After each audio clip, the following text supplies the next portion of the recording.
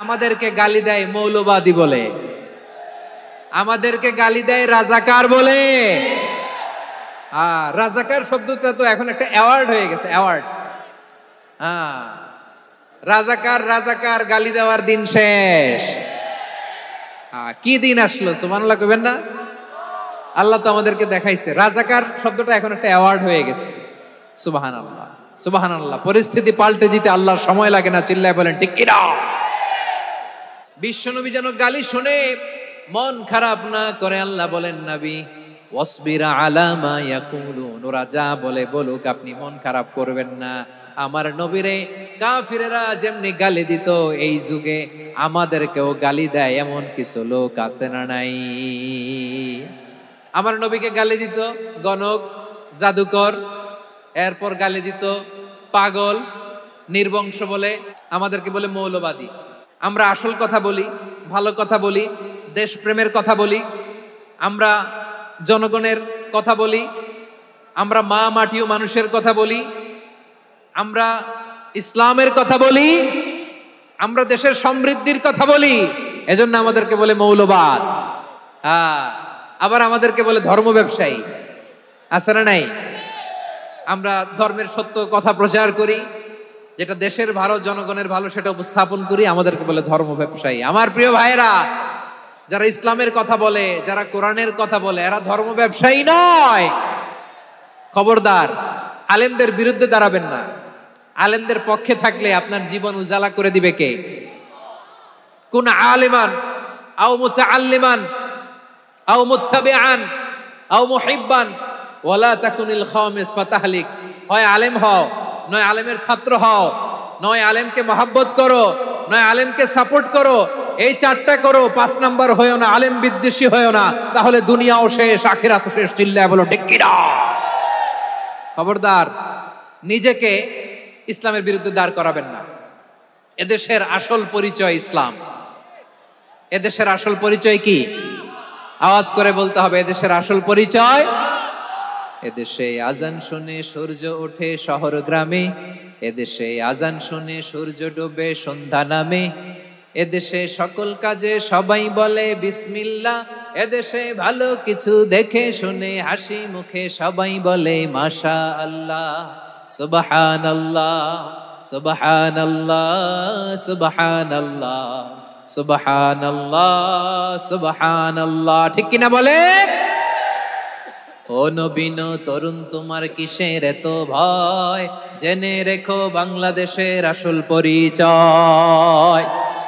এদেশের আসল পরিচয় ইসলাম। প্রিয় ময়মনসিংহ, গলা ফাটিয়ে বলো, এদেশের আসল পরিচয় কি? এদেশে পরস্পরে দেখা হলে দেয় সালাম, এদেশে আমজনতার হৃদয় জুড়ে পাক কালাম। ঠিক কিনা বলেন?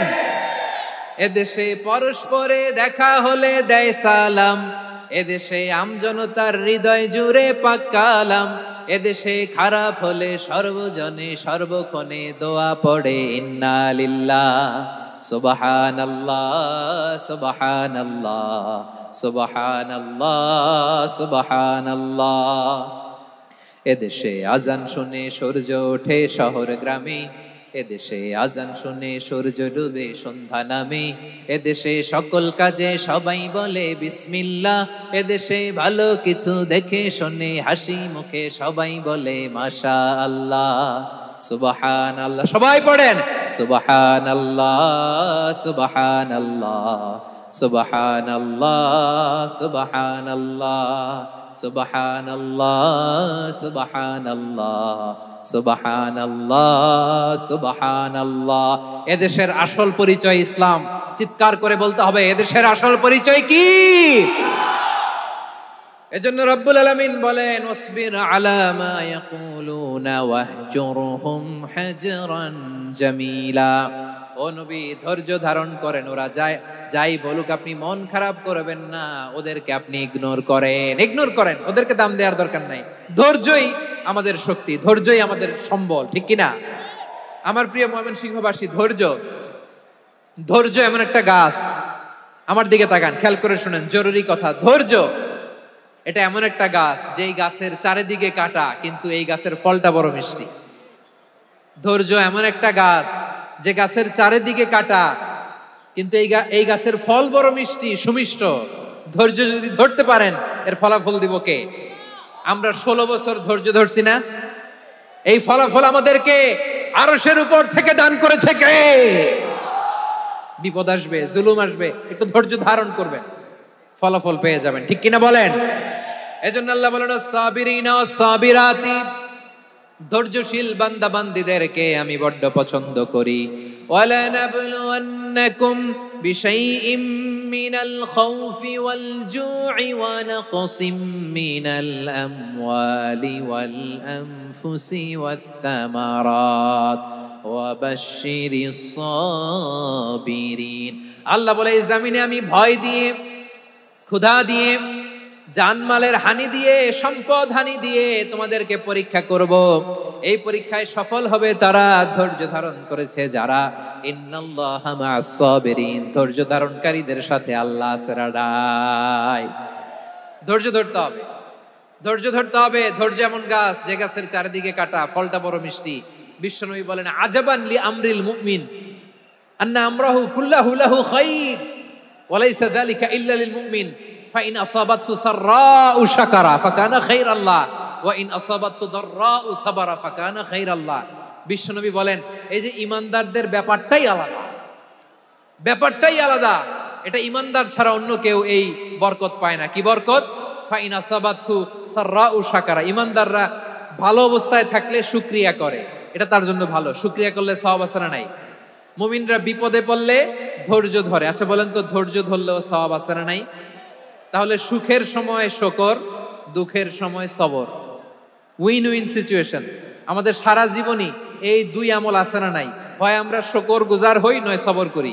সুখের দিনে আমরা শুকর গুজার হই, বিপদের দিনে সবর ইখতিয়ার করি। তাহলে হয় শুকর নয় সবর। যখনই থাকি, যে অবস্থায় থাকি, আমাদের সওয়াব আছে না নাই? আবার আল্লাহর নবী আল্লাহর কাছে দোয়া করতেন, আল্লাহ আল্লাহুম্মা জাআলনি শাকুরা ওয়া জাআলনি সাবুরা ওয়া জাআলনি ফি আইনি সাগীরা ওয়া ফি আ'য়ুনিন নাসি কাবীরা। তিনি বলতেন আল্লাহ আপনি আমারে শুকরগুজার বান্দা বানান, ও আল্লাহ আপনি আমারে ধৈর্যশীল বান্দা বানান, আমার চোখে আপনি আমারে ছোট বানান, জনতার চোখে আপনি আমারে বড় বানান। পড়েন আমিন। তাহলে as-সাবিরিনা was-সাবিরাতি, ধৈর্যশীল নারী ও পুরুষ আল্লাহ পছন্দ করেন। নেক আমল করলে, ভালো কাজ করলে, সৎ কর্ম করলে সেটাতে নারী আর পুরুষ সমান। পুরুষ ইবাদত করলে যেই সওয়াব, নারীরা করলেও সেই সওয়াব। পড়েন সুবহানাল্লাহ। That means women has been given extra attention in this word. Subhanallah. How sensible Islam is and how lucky we are. আমরা কত লাকি। নারীদের প্রতিনিধি উম্মে সালামা বলার সাথে সাথে তাদেরকে খুশি করার জন্য আল্লাহ পুরুষবাচক শব্দের পাশাপাশি নারীবাচক শব্দ দিয়ে একটা গোটা আয়াত নাজিল করেছেন। পড়েন সুবহানাল্লাহ। তাহলে আসুন আমরা দেখি কোন 10টি বৈশিষ্ট্য আল্লাহ তাআলা এখানে উল্লেখ করলেন যাদেরকে আল্লাহ তাআলা পছন্দ করেন। আওয়াজ করে আমার সাথে বলেন তো, এখানে কয়টা বৈশিষ্ট্যের কথা বলা হয়েছে? কয়টা? শান্ত হইতে হবে, শান্ত হয়ে বসুন আর আমার কথা শুনুন আমার প্রিয় ভাইরা। তাহলে যে 10টি বৈশিষ্ট্য আল্লাহ তাআলা পছন্দ করেন যে ইমানদার বান্দাদের মধ্যে থাক, তার 1 নাম্বার হচ্ছে আল্লাহ তাআলা বলছেন ইন্নাল মুসলিমিনা ওয়াল মুসলিমাতি, নিশ্চয়ই মুসলিম পুরুষ এবং নারী। নিশ্চয়ই মুসলিম পুরুষ এবং নারীকে আল্লাহ পছন্দ করেন। আমরা মুসলিম না সবাই এখানে? আওয়াজ করে বলেন আমরা মুসলিম কিনা? মুসলিমিন ওয়াল মুসলিমাত, মুসলিম পুরুষ এবং নারীকে আল্লাহ পছন্দ করেন। ইসলাম মানে হচ্ছে আত্মসমর্পণ করা, সারেন্ডার করা। ইসলাম মানে সারেন্ডার করা কার সামনে? আল্লাহর ইচ্ছার সামনে, আল্লাহর আদেশের সামনে, আল্লাহর আইনের সামনে আত্মসমর্পণের, সারেন্ডারের নামই হচ্ছে ইসলাম। চিল্লায় বলেন ঠিক কিনা? কেউ যখন নিজেকে মুসলিম বলে দাবি করে, তখন আল্লাহর কোন বিধান আসলে, আল্লাহর কোন আইন তার সামনে আসলে সেটা মানবো কি মানবো না এমন কথা বলার তার সুযোগ নাই, মানতেই তাকে হবে। আওয়াজ করে বলেন ঠিক কিনা?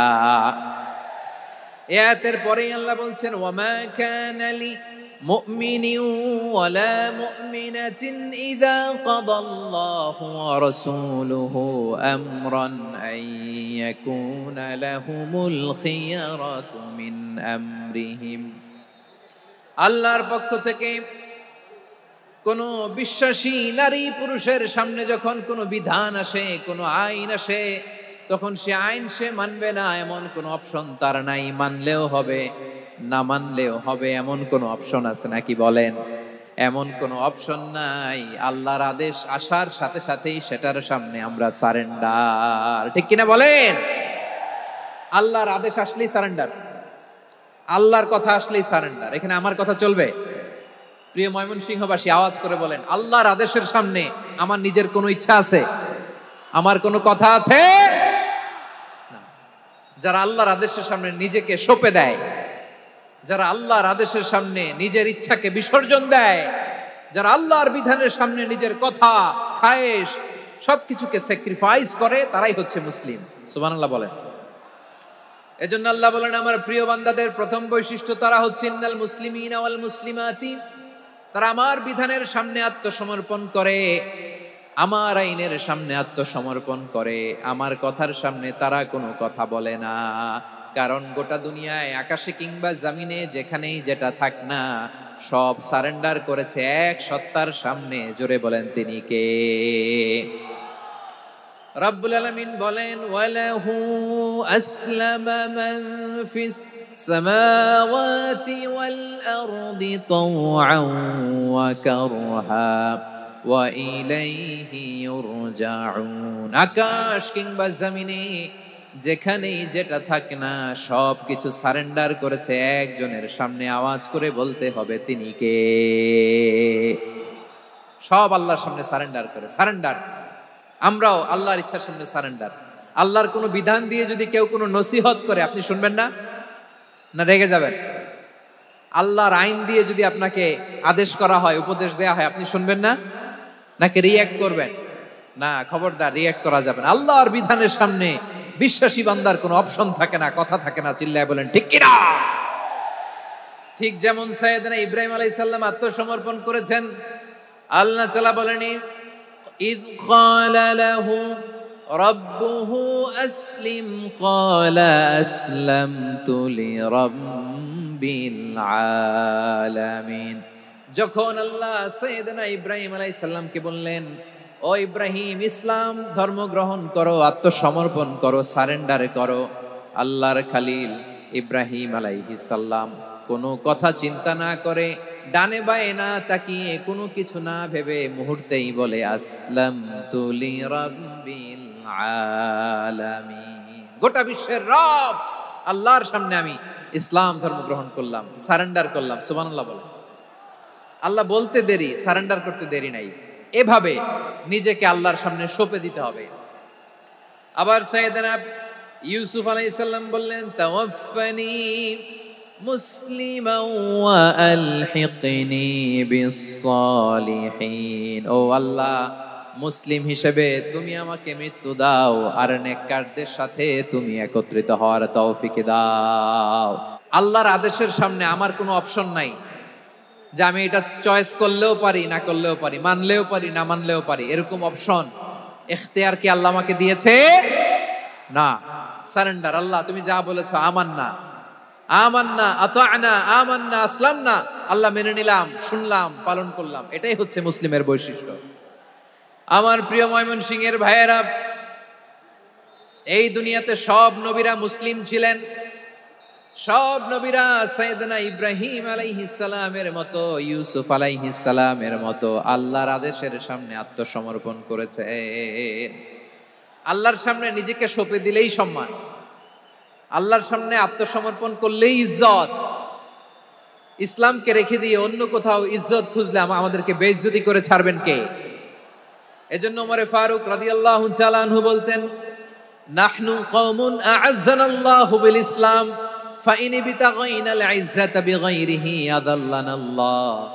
আমরা এমন জাতি, যে জাতিকে আল্লাহ তাআলা ইসলামের মাধ্যমে সম্মানিত করেছেন। ইসলাম ছাড়া অন্য কোথাও যদি আমরা সম্মান খুঁজি, আমাদেরকে বেইজ্জত করবেন কে? আমাদের সম্মান ইসলামে। ইসলাম সময়ের অপরিহার্য বাস্তবতা, অপরিহার্য বাস্তবতা। স্যামুয়েল হ্যান্টিংটন একটা বই লিখে গোটা বিশ্ব কাঁপিয়েছেন, দ্য ক্ল্যাশেস অফ সিভিলাইজেশন, সভ্যতার সংঘাত। এই পৃথিবীতে অনেক সভ্যতার উত্থান হয়েছে, পতন হয়েছে। দ্য ক্ল্যাশেস অফ সিভিলাইজেশন, সভ্যতার সংঘাত। স্যামুয়েল হ্যান্টিংটন একটা বই লিখে গোটা বিশ্ব কাঁপিয়েছেন। বিভিন্ন সভ্যতার উত্থান এই পৃথিবীতে ঘটেছে, আবার পতন হয়েছে।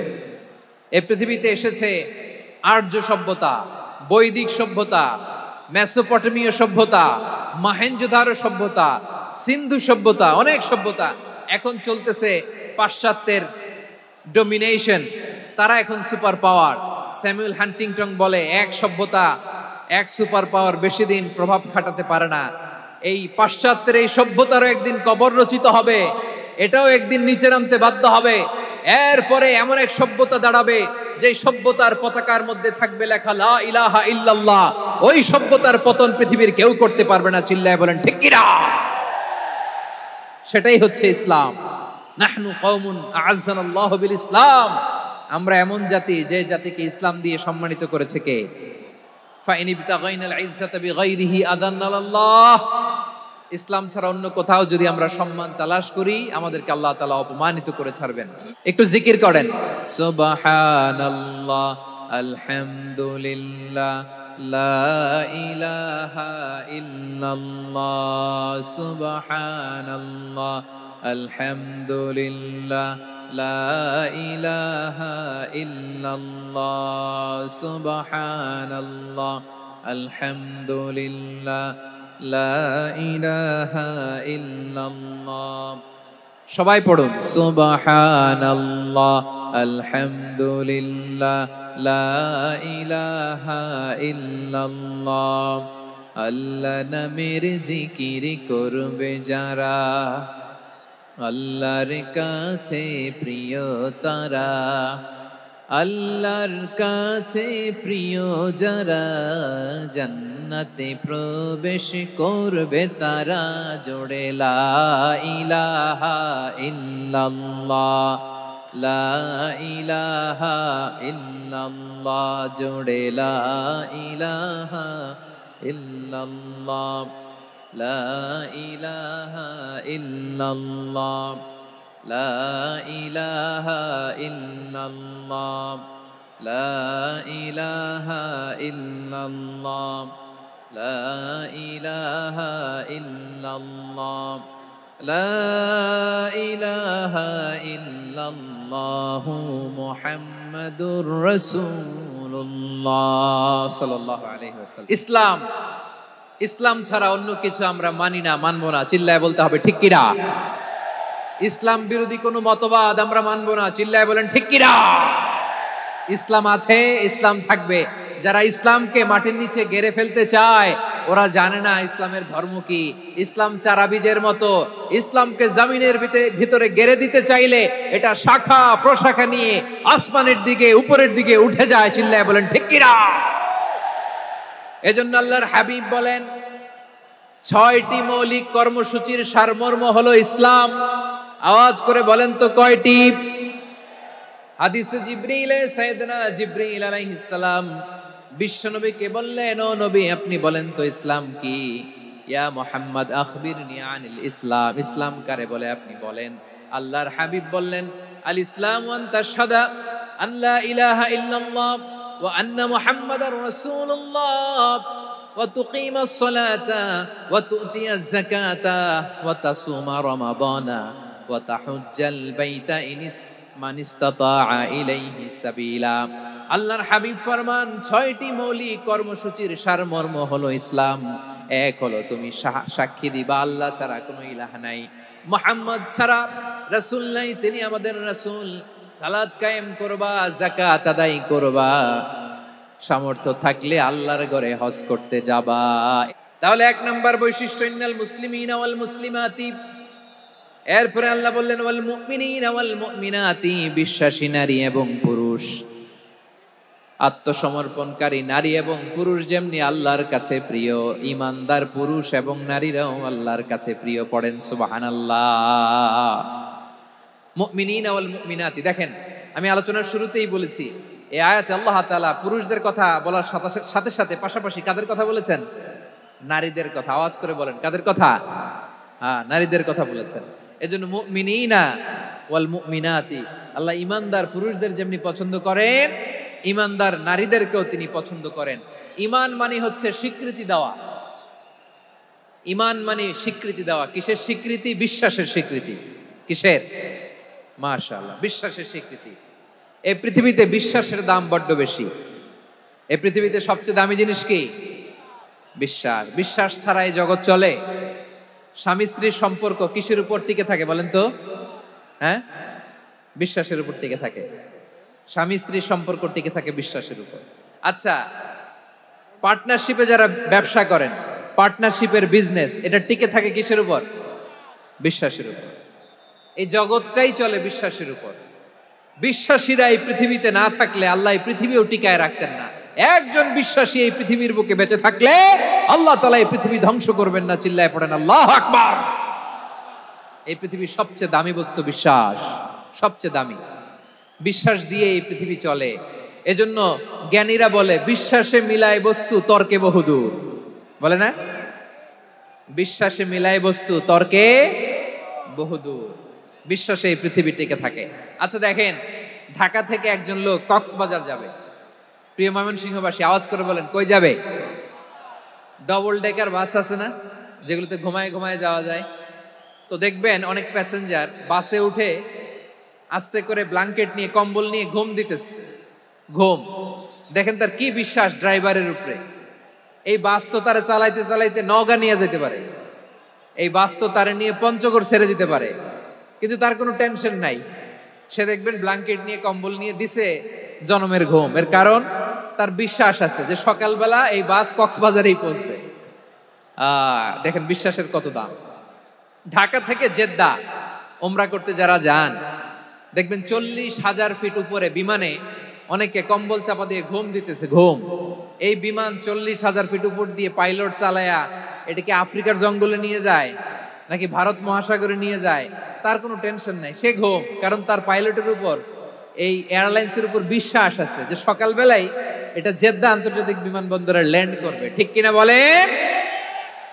বাবা বাবা তার কলিজার টুকরো সন্তানকে, ছোট্ট ছেলেটাকে দেখবেন মাঝে মাঝে আদর করে এরকম শূন্যে ছুঁড়ে মারে। আপনারা মারেন?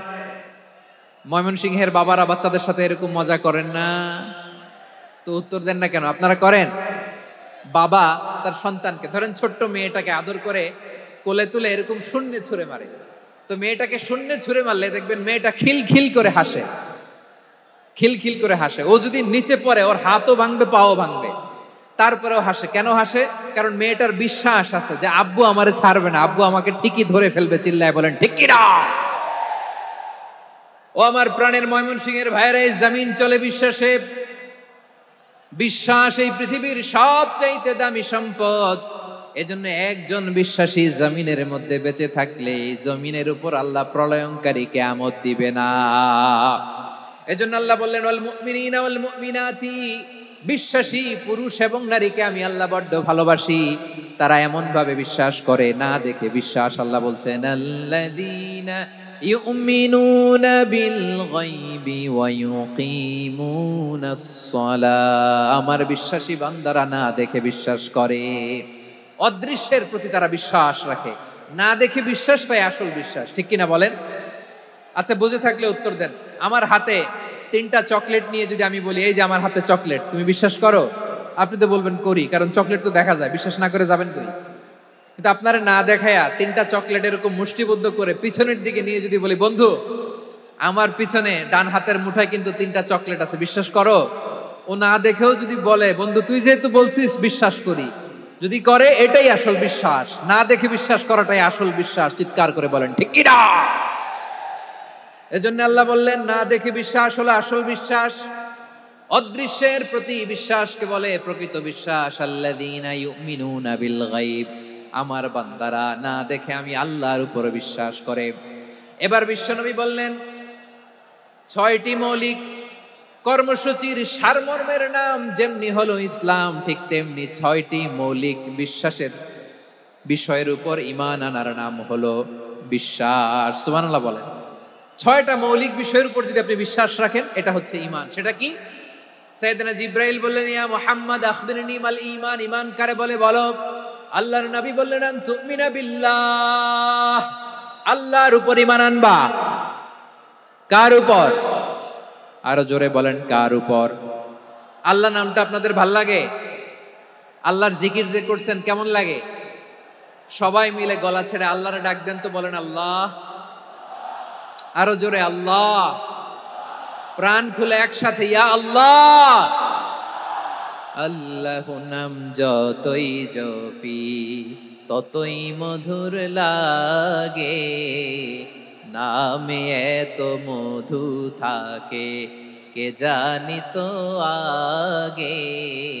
আল্লাহ নাম যতই জপি, ও নাম জপে প্রিয়তম, ও নাম জপে মজনু সম, ওই নামে পাপিয়া গাহে হৃদয় গোলাপে বাগে। আল্লাহ নাম যতই জপি। সুবহানাল্লাহ বলেন। আল্লাহর নাম এত মধুমাখা নাম, এত জাদুমাখা নাম, সব নবীরা এই নামের জিকির করেছেন, সব আল্লাহর ওলিরা এই নামটি জপেছেন। এজন্য এই নাম জপলে হৃদয় শান্ত করে দেয় কে? এজন্য আওয়াজ করে আল্লাহরে আবারও ডেকে বলেন ইয়া আল্লাহ। বিশ্বনবী বললেন, ঈমান মানে আন তুমিনা বিল্লাহ, আল্লাহর উপর ঈমান আনবা, ওয়া মালাইকাতিহি, ফেরেশতাদের উপর ঈমান আনবা, ওয়া কুতুবিহি, আল্লাহর পাঠানো কিতাবের উপর ঈমান আনবা, ওয়া রুসুলিহি, রাসূলের উপর ঈমান আনবা, ওয়াল ইয়াউমিল আখিরি, শেষ বিচারের প্রতি ঈমান আনবা, ওয়া তুমিনা বিল কদরি খাইরিহি ওয়া শাররিহি, আল্লাহর দেয়া তাকদীরের উপর ঈমান আনবা। ঠিক কিনা বলেন? তাহলে এই 6টা মৌলিক বিষয়ের উপর বিশ্বাসকে বলে ঈমান। আল্লাহ ওই ঈমানদারদেরকে পছন্দ করে যাদের ঈমান এরকম মজবুত। আল্লাহ বললেন ওয়াল মুমিনিনা ওয়াল মুমিনাতি, ঈমানদার পুরুষ এবং নারীরাও আমার কাছে বড্ড প্রিয়। তাহলে আমার প্রিয় ভাইয়েরা, ইসলাম যেমনি বুঝেছেন সারেন্ডার, ঈমান মানে হচ্ছে বিশ্বাস, বিশ্বাসের স্বীকৃতি। এই বিশ্বাস না থাকলে ওই মানুষের কোনো দাম নাই। ঈমান ছাড়া নেক আমলের কোনো দাম নাই। ঈমান হলো সংখ্যার মতো, নেক আমল হলো শূন্যের মতো। বুঝে থাকলে উত্তর দেন, ঈমান কিসের মতো? কথা বলে না, বুঝে নাই বোধহয়। ঈমান কিসের মতো? সংখ্যা। আর নেক আমল শূন্য। আচ্ছা, আপনি ঈমান আনেন না, ঈমান ছাড়া খালি নেক আমল, তাহাজ্জুদ, নামাজ, রোজা, জিকির, আজকার, এক এক ইবাদতের কারণে খালি শূন্য পাইতেছেন। শূন্য পেতে পেতে পেতে পেতে হাজারটা শূন্য। এটার কোনো দাম আছে? কথা কয় না, দাম আছে। কিন্তু আপনি ঈমান আনার পর একটা সংখ্যা পেয়ে গেলেন, এক। এবার নেক আমল করলেই একের পাশে শূন্য বসে গেলে কত হয়? 10। এবার আবার দান করলেন, আরেকটা শূন্য পাইছেন, কত হইছে?